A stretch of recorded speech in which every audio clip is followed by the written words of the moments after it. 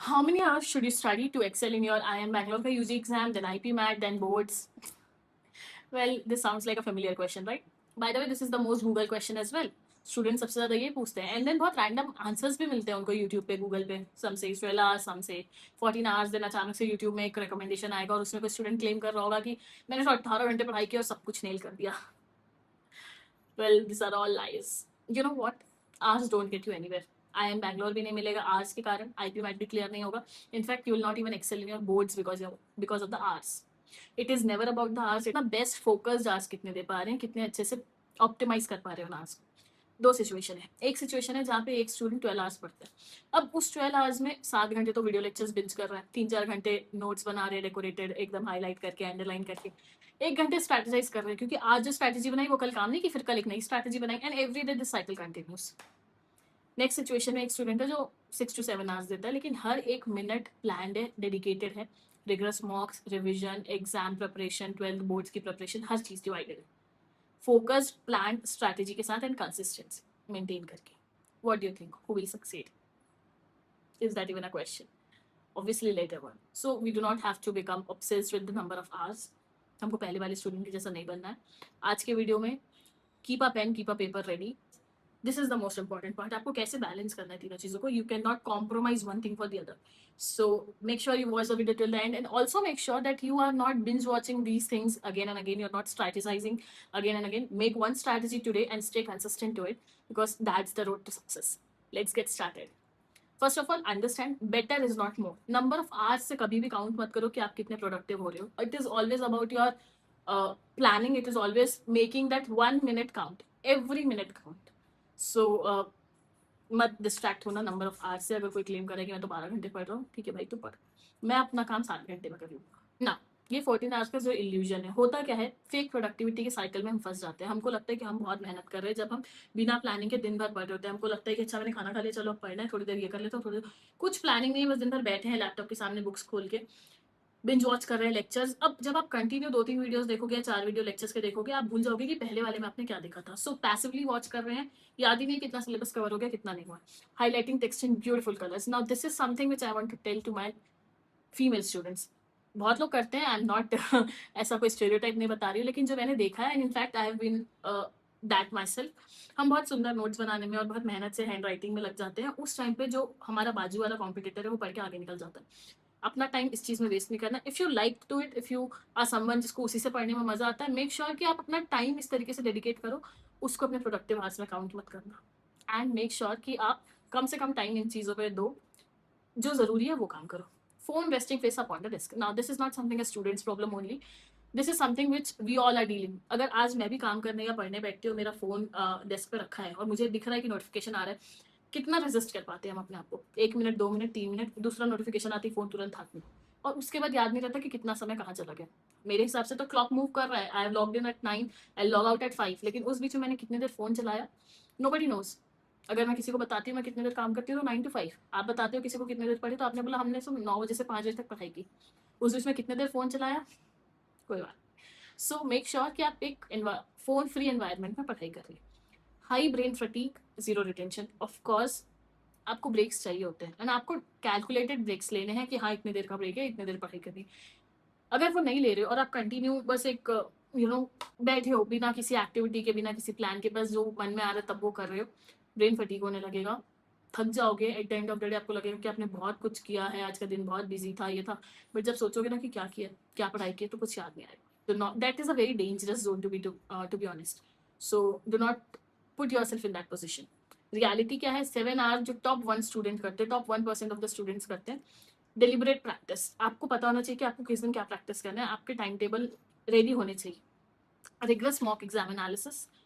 भागना नहीं है इस चीज से. मॉक दे रहे हो तो उसको एकदम अच्छे से एनालाइज भी करना है, अपनी मिस्टेक्स भी नोट डाउन करनी है एंड उसको नेक्स्ट टाइम इंप्रूव करना है. सिर्फ मॉक दे के आगे बढ़ने वाला डोपामिन स्टूडो डोपामिन में नहीं फंसना है. Strict phone free environment, I already told you कि क्यों करना होता है. Active recall and high compound knowledge. अब जब आप 7 घंटे पढ़ रहे हो, आपको पता है कि आपने किस दिन क्या पढ़ा है, आपके पास पूरा टाइम टेबल है, आपने पूरा मार्क करके रखा हुआ है, तो आपको पता होगा कि आपको रिवीजन भी कब करना है. And when you do that plan study, you exactly know कि कितने टॉपिक्स कंप्लीट हो गए, कितने टॉपिक्स करने हैं, किसमें कितना टाइम डेडिकेट करना है. एक्टिव रिकॉल रहता है, हाई कंपाउंड होता है नॉलेज आपका, instead of brain fatigue and zero tension. So make sure you follow the latter part. Now the exam trinity, defining the battle field. क्या क्या है हमारे पास? IIM बैंगलोर का यूजी प्रोग्राम है, IP मैट है, क्लास 12 का बोर्ड है. अब हमको लगता है कि तीन बहुत अलग एग्जामिनेशन है, ऑफकोर्स है, लेकिन बहुत सारा पार्ट इनका ओवरलैप भी करता है. जैसे कुछ चीज़ें जो आप IIM बैंगलोर के लिए पढ़ रहे होंगे वो आपके IP मैट में भी काम आएगी. क्वांटिटेटिव एप्टीट्यूड आप अगर IP मैट के लिए पढ़ रहे हो, IIM बैंगलोर के लिए भी पढ़ रहे हो, क्योंकि बहुत सारा पोर्शन सेम होता है, बहुत सारा सिलेबस सेम होता है. इंग्लिश रीडिंग कॉम्प्रिहेंशन तो आपको तीनों के लिए ही जरूरी है. Logical reasoning again IP MAT और IIM बैंगलोर के बीच थोड़ा गैप है, लेकिन आपको करना तो है ही दोनों के लिए. सो मेक श्योर कि आप इस तरीके से प्लान करो कि you know preparing smartly means treating quant and English as a single unified syllabus rather than 3 separate subjects. So you need to optimise, you need to chart down कि syllabus किसमें क्या है, एंड देन टेक आउट कि भाई तीनों में कौन सा पोर्शन आ रहा है, किसको कैसे पढ़ना है, किसमें कितना टाइम डेडिकेट करना है. द कॉग्निटिव एंजल, अब ये साइंस की बात है, मतलब जबरदस्ती बस पढ़ रहे हैं, मैं बिना मन के, बिना किसी स्ट्रक्चर के, वो नहीं करना है. क्या करना है? इंटरलिविंग द मिक्स. बोर नहीं होना है, अपने आप को बिजी रखना है, लेकिन इंटरेस्टिंग वे में. Switching between quant English and logical reasoning in a single session to build cognitive ability. Switch करो क्वांट में, इंग्लिश में, लॉजिकल रीजनिंग में. अपने ब्रेन को भी एक्सरसाइज करो. Do not make it fatigue and boring नहीं होना चाहिए. Deliberate practice, pushing slightly beyond current capabilities, specifically targeting weak areas identified in mocks. You already know what we are talking about. हमको अपने मॉक्स की जो गलतियां हैं उसको सुधारना तो है ही है. थोड़ा थोड़ा डीप, थोड़ी थोड़ी जिस चीज में आप कंफर्टेबल हो चुके हो. जैसे स्कूल में होता था ना कि अगर हम 2 वेरिएबल्स में कंफर्टेबल हो चुके हैं तो नेक्स्ट हमारा 3 वेरिएबल वाला सम आएगा. So that is how you have to practise. Active recall, अब testing yourself before looking at the answer forces neural pathway creation. Now this is very, आप कोई क्वेश्चन देख रहे हो and immediately jumping to the option या फिर answer कि आपने क्या लिखा है या फिर आगे वहां क्या दिया है, ट्राई टू रिकॉल. मॉक भी एनालिसिस कर रहे हो, मॉक क्वेश्चन देख रहे हो, आंसर देख रहे हो, before looking at the answer try to recall कि आपने वो आंसर मार्क क्यों किया था, क्या लॉजिक था उसके पीछे. ये आपको रिकॉल करने के लिए अपने ब्रेन को रेडी करता है कि अच्छा ठीक है, कैसे फट से याद आनी चाहिए पुरानी पढ़ी हुई चीजें. So whenever you are analysing your mock, तब भी आप देखो and without looking at the answer try to recall your logic. हम लोगों को ना बहुत ऐसे फैंटसाइज किया जाता है कि नहीं 3 घंटे कंटिन्यू पढ़ना है, no breaks, nothing, no phone. कोई बोलता है कि जब तक कि ये आइस पूरा मेल्ट नहीं हो जाएगा तब तक कि मैं पढ़ूंगा. कोई बोलता है कि okay we have a 6 hours या 12 आवर्स का वर्किंग विंडो जिसमें यूट्यूब में लोग बस लाइव हैं और पढ़ रहे हैं सब. This is all fancy. Nothing of that sort happens. हमारा ब्रेन एक साइकिल में काम करता है which is it is in full focus zone for 90 minutes, and after 90 minutes you have to have a break of 20 minutes. तो हम अपने आप को उस तरीके से क्यों ना ऑप्टिमाइज करें. अगर हम अपने आप को 90 मिनट्स के बियॉन्ड पुश कर रहे हैं तो हर एक मिनट जो हम पुश कर रहे हैं हमारी इफेक्टिविटी कम हो रही है. तो रादर देन डूइंग दैट, क्यों ना हम इस तरीके से प्लान करें कि एक सब्जेक्ट इस 90 मिनट में करना है, ये टॉपिक इतने देर में करना है, इस बीच में ये ब्रेक लेना है, और उस 20 मिनट्स में हमको अपना ये काम खत्म करना है. Let's say if you have to take a bath, तो आपने 90 मिनट्स पढ़ाई की, आपने 20 मिनट्स का ब्रेक लिया, उसमें आप नहा धो के आ गए, बढ़िया थोड़ा फ्रेश लगा, फिर पढ़ने बैठे, 90 मिनट्स कंप्लीट किया, and then you are having your meal, you have a 20 minute break for that. Biology के अगेंस्ट नहीं जाना है, नेचर के अगेंस्ट नहीं जाना है. We have to curate and we have to work according to it, around it. हम उसको चेंज नहीं कर सकते हैं. We can change ourselves and we can make use the best use of time. Now the fluctuating intensity heat map, देखो जब जिस चीज की जरूरत है तब वो करना पड़ता है, and we need to understand. हम ये सोचेंगे कि आज हम जितना मेहनत कर पा रहे हैं या आज हम जितना टाइम आईपीमेट को या IIM को दे रहे हैं, हम पीक बोर्ड एग्जाम के टाइम पे भी उतना ही टाइम देंगे. That is not possible. अगर हम आज इतना सिलेबस कवर कर रहे हैं कि अगर हम इतना इतना पढ़ते जाएंगे तो मार्च में कंप्लीट हो जाएगा, आप इक्वल टाइम कभी भी नहीं दे पाओगे. आपको अभी फुल फोकस में काम करना है IIM या आईपीमेट के लिए, ताकि आपके पास जब वो दिसंबर से मार्च वाला विंडो, जब आपको एक्सटेंसिवली बोर्ड्स के लिए पढ़ना हो, जब प्रेशर आए, एक्सपेरिमेंट वो प्रैक्टिकल एग्जामिनेशन, प्री बोर्ड्स, तो आप उस पर टाइम दे पाओ. फिर प्रेशर ना आने लगे, फिर ये गिल्ट ना होने लगे कि अरे अभी इतना बच्चा है, अभी कैसे करेंगे, वो कैसे करेंगे. सो प्लानिंग उस तरीके से करेंगे. जुलाई से सितंबर में अपना फोकस रखना है IIM में, आईपीमेट के एग्जामिनेशन की प्रेप में. अभी स्कूल स्टार्ट हुआ है, 12th क्लास है, बोर्ड का, इतना कोई प्रेशर जुलाई सितंबर में नहीं होता. अक्टूबर दिसंबर में हमको एक इक्विलिब्रियम में आना है, हम इक्वल टाइम देंगे, क्योंकि हम बोर्ड्स के लिए भी ये नहीं चाहते कि लास्ट में जाके एकदम से प्रेशर आ जाए. सो अब बिल्ड करना शुरू करना पड़ेगा आपको अक्टूबर से दिसंबर. दिसंबर से मार्च में आपका हाईली फोकस क्लास 12 भी इंपॉर्टेंट है, बोर्ड्स भी इंपॉर्टेंट है. आपका फोकस 12 बोर्ड्स में होगा, बट मेक श्योर कि आप पूरा टच ना लूज करते हैं. ये ना हो कि कुछ याद ही नहीं है, हमने पुराना क्या पढ़ा था, बुक ही नहीं खोली, अब सीधा बोर्ड्स के बाद बोलेंगे. That is not something which is advisable. So दिसंबर से मार्च में थोड़ा थोड़ा टच में रहो, दिन का 10 मिनट 15 मिनट दो, लेकिन बोर्ड्स पे फोकस करना. Attitude strictly shifts to maintenance and mocks बस करो. नहीं हो पा रहा है पढ़ाई, कोई बात नहीं है, लेकिन टच में रहो आईपीमेट और IIM के एग्जाम के भी. Once you are done with your boards, फिर फुल गियर में 100% एनर्जी के साथ मार्च से मई में फाइनल स्प्रिंट है, 100% aptitude focus board post boards. तो हमको फाइट नहीं करना है अपने आप से कि भाई मैं सब चीज़ बैलेंस करके ये भी कर लूँगा, वो भी कर लूँगा, ये भी हो जाएगा, वो भी हो जाएगा। स्ट्रैटेजाइज करके करना है कि कब किस में ज़्यादा टाइम देना पड़ेगा, और देना पड़ेगा तो देना पड़ेगा, दैट इज़ फाइन। पहले काम कर लो ताकि बाद में प्रेशर ना आए ना। हर स्टूडेंट अलग है, हर एस्पिरेंट अलग है। कोई स्कूल जाते हैं, कुछ डमी स्टूडेंट्स है, कुछ गैप ईयर वाले स्टूडेंट है। सबके लिए एक जैसा स्ट्रैटेजी, सबके लिए एक जैसा नंबर ऑफ आवर्स वर्क नहीं कर सकते।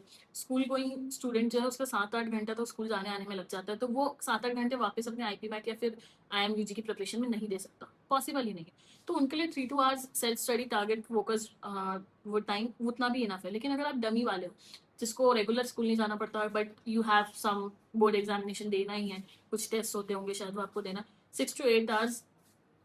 नाउ दिस इज नॉट कि 6 to 8 आवर्स मतलब बस log in and log out वाला काम है। ये कोई कॉर्पोरेट जॉब नहीं है जहाँ पे आपको लॉग इन कर लिए, लॉग आउट करने का टाइम है, लेकिन बीच में क्या कर रहे हैं उसकी कोई अकाउंटेबिलिटी नहीं।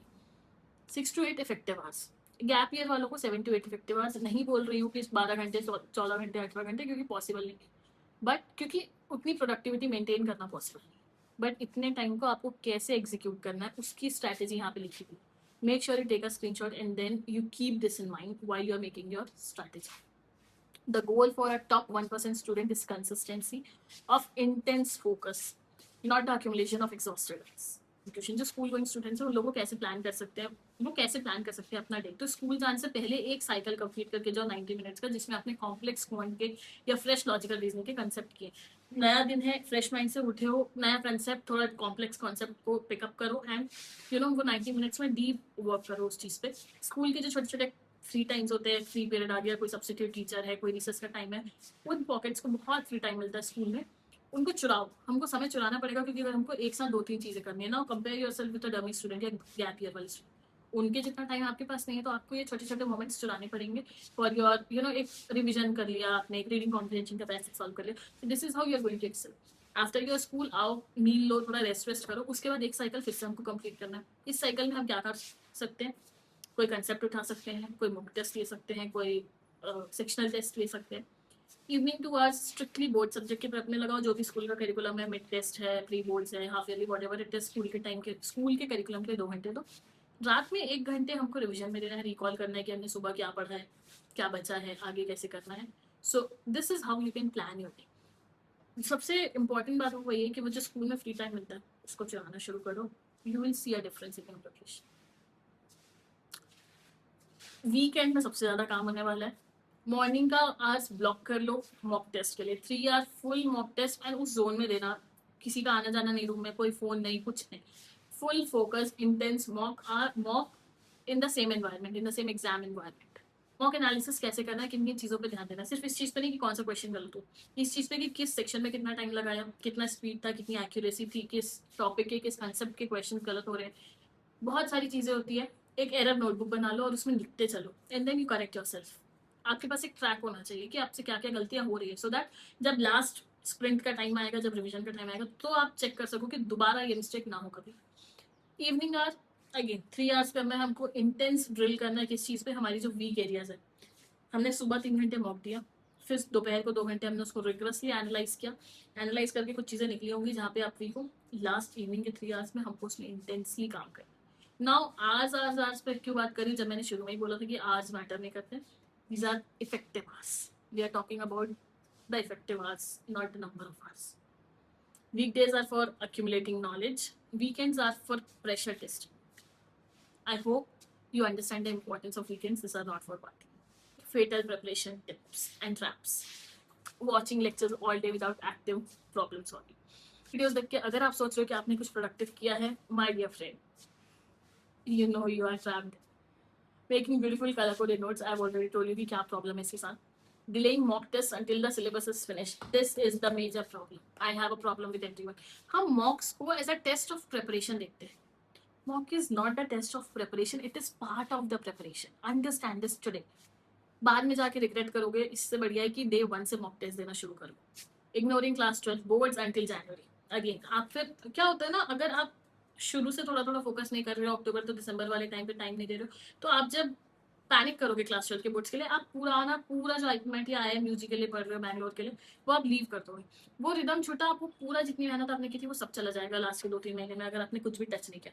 इसलिए शुरू से स्ट्रैटेजाइज करके कब किसको कितना इंपॉर्टेंस देना है, कितना फोकस देना है, वो देख कर चलो। लास्ट में भी क्लास बोर्ड्स के फाइनल एग्जाम तक भी एकदम ज्यादा रिदम आपका छूटे ना, सब चीज नॉर्मली हो जाए। Ignoring English because I speak it well, हम बहुत ग्रांटेड लेते हैं इंग्लिश को। Trust me, reading comprehensions are not that easy. Trust me, our vocabulary is not that good. So we need to give enough respect and focus to English. Comparing daily study hours with peers, I already told you, this is a big red flag.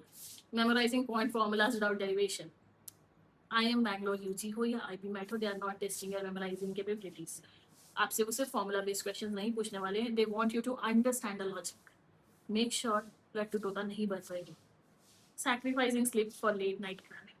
The assessment ecosystem now, the mock schedule, bi-weekly in July, weekly in October and high frequency sprint March to में, ये हमारी need है, हमको अभी शुरू कर रहे हैं। मैंने बोला मॉक देना शुरू करो शुरू से, लेकिन रोज तो मॉक नहीं दे सकते, अगर रोज अभी मॉक दोगे तो फिर सिलेबस कब कवर करोगे। तो अभी बाई वीकली या फिर वंस और थ्राइस इन अ मंथ तो शुरू धीरे से करो, लेकिन अक्टूबर में आते आते हमको वीकली करना पड़ेगा and then multi mock per week करना पड़ेगा when it comes to March to May, once we are done with your board examination. अब revision schedule, mocks generate precise error logs. जैसे आप मॉक दोगे आपको समझ में आ जाएगा कौन से आपकी वीक एरियाज है, उस पर किस पे आपको काम करना है। एरर क्रिएट होता है, आपको नेक्स्ट वीक के लिए रिपीटेशन टारगेट्स मिल जाता है कि किस चीज़ पे वापस फोकस करना है, किस चीज़ को रिवाइज करना है। And weaknesses are completely passed before the next mock begins. जब आप नेक्स्ट मॉक देने जा रहे हो उसके पहले आपने पुराने मॉक की सारी गलतियाँ कवर कर ली, ठीक कर लिया, उस पर काम कर लिया, तभी जाके प्रोग्रेस होगा। वरना आप सेम मिस्टेक्स हर मॉक में करते जाओगे तो कोई ग्रोथ नहीं होने वाली है, कोई फायदा नहीं होने वाला है आपको मॉक का। Never take a mock without dedicating equal time to analysing its outcome. अगर आपको लग रहा है ना आज आप सिर्फ 2 घंटे दे सकते हो, आपके पास टाइम नहीं है कि आप 3 घंटे और रिगरस एनालाइज कर पाओ, आज मत दो मॉक, कल दे देना, आज कोई कॉन्सेप्ट पढ़ लो। Because same day mock analyse करना बहुत ज़्यादा इंपॉर्टेंट है। वो पार्ट अगर आप मिस कर रहे हो it means your mock is wasted. The complete prep ecosystem, macro to micro. Monthly goal set करो, वीकली गोल सेट करो, डेली हैबिट्स सेट करो। 90 मिनट्स के साइकिल को कंप्लीट करने का टारगेट रखना है, 20 मिनट्स का ब्रेक लेकर करना है। स्पेसिफिक सब्जेक्ट टारगेट्स रखने हैं और स्पेसिफिक कंसेप्ट टारगेट्स भी रखने हैं। एरर को आइडेंटिफाई करना है, उस पर काम करना है ताकि नेक्स्ट मॉक में सेम गलती ना हो। And then syllabus milestone and aggregate mock target scores आपको मंथली गोल्स के हिसाब से सेट करना है। जुलाई में कितना मॉक स्कोर होना चाहिए, अगस्त में कितना जंप लेना है, देन सितंबर में कितना जंप लेना है, वो हमारा मंथली टारगेट होगा। सो success is a lag measure of daily habits. Align the daily execution protocol with the macro timeline and the results become mathematically inevitable. For dummy school जो नहीं जाते हैं स्कूल या फिर जो गैप ईयर स्टूडेंट्स है उनको ये एग्जीक्यूशन फ्रेमवर्क रखना है 3-3-2 विच इज 3:3:2, जिसमें 3 hours you are focusing on your concept, your IPMAT IM के advance point and logical reasoning में। 3 hours अगेन आपको बोर्ड्स पे देना है, course syllabus, subjective writing and strict school alignment. 2 hours आपको देना है रिविजन में एंड कंसेप्ट एनालिसिस में। And it is about ratio कि आपको कैसे अपना टाइम मैनेज करना है, कितने घंटे देते हैं वो आपके ऊपर है, बट रेशियो ये होना चाहिए। Success doesn't come from studying more, it comes from studying better. And this is how I like this video. I hope this helps and I hope you don't make these fatal mistakes. All the very best.